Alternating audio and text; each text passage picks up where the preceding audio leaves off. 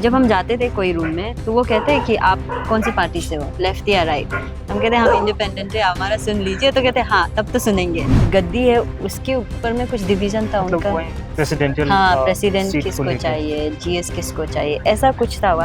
आप लोग कहते हैं कि हमारे साथ डिस्क्रिमिनेशन होता हाँ, है हाँ। या हमें नेगलेक्ट किया जाता है। जब हम लोगों का आप लोगों का बहुत ज़रूरत था तब आप आए नहीं। But in terms of may be quality education आप पूछोगे तो हाँ वो अभी भी लैक करता है। इतना तक तो भरोसा था कि अगर हम जेन्युइन है, अगर हम ऑनेस्टी के साथ आते हैं तो लोग कनेक्ट कर पाएंगे एंड लोग वोट देंगे। वे बदला उसके बाद में उन राइट हो लेफ्ट, तो उनको कहीं ना कहीं लगा कि फाइट में आ गए, ये थोड़ा स्ट्रांग है।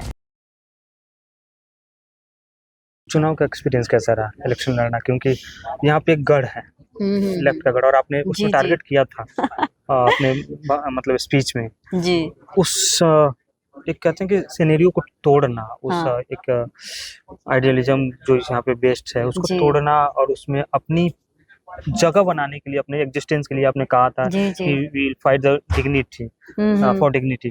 तो उसमें कैसा अनुभव रहा, एक्सपीरियंस कैसा रहा आपका? हमारे लिए ऑब्वियसली हमने डिसाइड किया था इलेक्शन लड़ेगा 2 दिन पहले नॉमिनेशन से, और नॉमिनेशन का फॉर्म आ चुका था, तभी हमने डिसाइड किया कि चलो करते हैं ट्राई करते हैं, जी। देखते हैं जो होगा सो होगा। हम ऐसा नहीं है कि हम बहुत सारे लोगों को जानते हैं कैंपस में, हम बहुत कम लिमिटेड लोगों को जानते हैं, लेकिन हमें इतना तक तो भरोसा था कि अगर हम जेन्युइन है, अगर हम ऑनेस्टी के साथ आते हैं तो लोग कनेक्ट कर पाएंगे एंड लोग वोट देंगे। सपोर्ट मिला था जी। तो हमने जब शुरू किया अपना कैंपेनिंग, लोगों से बातें की, कुछ एक बहुत ही नया ट्रेंड देखने को मिला कैंपस में कि जब हम जाते थे कोई रूम में तो वो कहते हैं कि आप कौन सी पार्टी से हो, लेफ्ट या राइट। हम कहते हैं हम इंडिपेंडेंट है, हमारा सुन लीजिए, तो कहते हैं हाँ तब तो सुनेंगे। मतलब ये था कि लेफ्ट या राइट, हाँ तो नहीं सुनेंगे। हाँ। एंड कोई रूम में बोलते हैं कि I know what you will say, क्योंकि I been here for past 5 years, so I know, don't tell me anything. I am like I am just here and मैं इंडिपेंडेंट हूँ, मेरा सुन लीजिए। Then she will be like अच्छा ठीक है। ऐसा वो अनुभव रहा था, क्योंकि वो मतलब वो कॉमन पीपल्स हो या स्टूडेंट हो, सब उब जाते हैं पॉलिटिक्स से, उब जाते हैं। और प्रॉमिस अनदर किए जाते हैं जी, उसमें। और एक अनदर इंसिडेंट था कि बहुत सारे लोगों ने हमसे कहा कि oh you are contesting independent, congratulations. जब उनका कांग्रेचुलेशन हमने सुना तो हमें लगा कि I am doing something good. लोगों का ऐसा कहना, लोग इस नजर से देखना is a very big thing.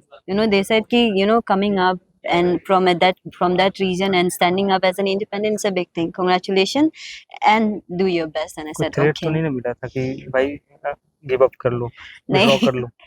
लेकिन हम कह सकते हैं कि जब हमारा स्पीच हुआ 23rd में, उसके बाद में वेव बदला। उसके बाद में उन राइट हो लेफ्ट, तो उनको कहीं ना कहीं लगा कि फाइट में आ गए, ये थोड़ा स्ट्रांग है, ये वाला कंटेंडर, इसको थोड़ा देखना पड़ेगा।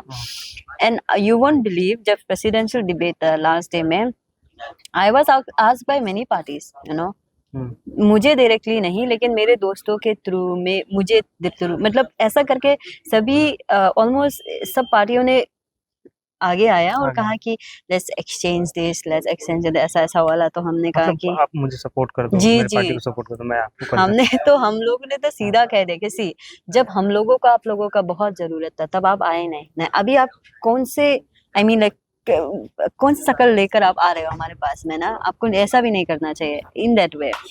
But we did. एंड अगर आपको पता हो तो यहाँ पे बहुत सारे जो पॉलिटिकल जो गुड एनालिस्ट है, उन्हें लगा था कि may be she will get around 800 votes. वो जब पूरा हल्ला वल्ला को देखकर, देन जब इतना वोट मिला तो उनके लिए भी वो बहुत सरप्राइजिंग, इवन मेरे लिए भी बहुत सरप्राइजिंग था। लेकिन वो एक्सपीरियंस बहुत बेटर था। Like not only for me next ना। टाइम में फाइट करना है, नेक्स्ट टाइम तो हम सेंट्रल पैनल में नहीं कर सकते लिंक्डो कमेटी के हिसाब से, बट अपने तरफ से कोई आई वुड डेफिनेटली वांट कि कोई आगे खड़ा हो, कोई लड़े। अच्छा, एक आपने कहा कि फासिज्म को लेके स्टेटमेंट में, उस स्पीच में था कि आप बाहर के फासिज्म पे तो लड़ते हो, लेकिन अंदर भी एक फासिज्म है जो आप उसको आगे बढ़ाते हो, या जी, मैंने वो किस पे टारगेट था? वो हमारा टारगेट तो ऑब्वियसली सीधा सीधी लेफ्ट पार्टी पे था, क्योंकि आपको भी पता है कि यहाँ पे बहुत सालों से लेफ्ट का ही प्रेसिडेंट हुआ है, एंड इवन जीएसपी बहुत सालों से ये चल के आ रहा है। एंड आपको पता है कि how they become a alliance, you know, and this time कैसे उनका अलायंस नहीं हुआ और कैसे वो टूट गए, क्यों स्प्लिट टूटा, हो गए, हाँ। क्यों स्प्लिट हुआ, सबको पता है हो क्यों जाता है। स्प्लिट हुआ। जितना हमें पता है कि उनके जो गद्दी है उसके ऊपर में कुछ डिवीजन था मतलब उनका, वही प्रेसिडेंशियल हाँ प्रेसिडेंट सीट को किसको लेके। चाहिए, जीएस किसको चाहिए, ऐसा कुछ था हुआ। तो वो एक एक तरीका से फासिज्म है। जब अगर आप अपना सीट छोड़ना नहीं चाहते हो ना, खुद ही यहाँ रहना चाहते हो, किसी को मौका नहीं देना चाहते, तो वो इन ए वे इट्स फैसिज्म अच्छा, ओनली। ये तो कैंपस की बात, जी थोड़ा बाहर चले। बाहर इन द सेंस की पॉलिटिक्स में, जी जी। अरुणाचल प्रदेश जाहिर सी बात है नॉर्थ ईस्ट में आता है, भले ही आप लोग कहते हो कि हमारे साथ डिस्क्रिमिनेशन होता हाँ है हाँ या हमें नेगलेक्ट किया जाता है, जी। नेशनल पॉलिटिक्स का कितना असर होता है उस पर, या आपके मुद्दों का कितना असर इधर देखने को मिलता है? जैसे आपने पहले भी कह चुके हैं कि मणिपुर के लिए तो चिल्लाते हैं, अरुणाचल प्रदेश के लिए कोई नहीं चिल्लाता है। आप अच्छे से एक बार जी। आप लोगों के मुद्दे नेशनल पॉलिटिक्स में कितने इम्पोर्टेंस होते हैं, या कौन कौन पार्टियां उठाती है? आप लोग कहाँ अपने आप को देखते हो नेशनल पॉलिटिक्स में? अगर अरुणाचल का अगर हम बात करें तो यहाँ का पॉलिटिक्स और हमारे अरुणाचल का पॉलिटिक्स बहुत डिफरेंट है।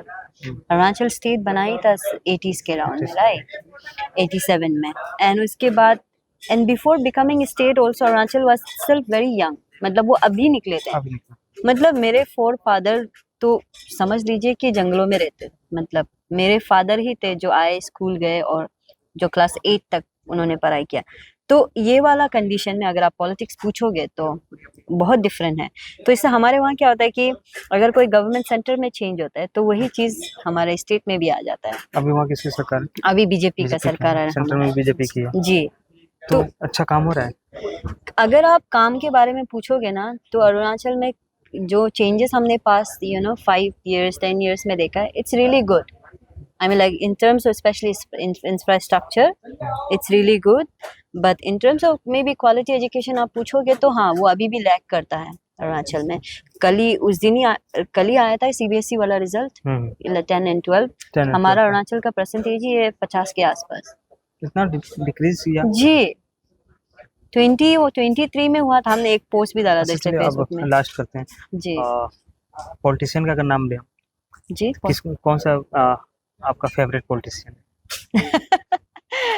अगर आप हमसे पूछेंगे फेवरेट कोई भी, अगर आप हमसे एक्टर भी पूछेंगे ना कोई फेवरेट, हम नहीं कह सकते कि हमारा कोई फेवरेट है। चुनाव लड़ी तो कोई तो नहीं, हम पॉलिटिक्स में आए थे। पीएम मोदी, राहुल गांधी।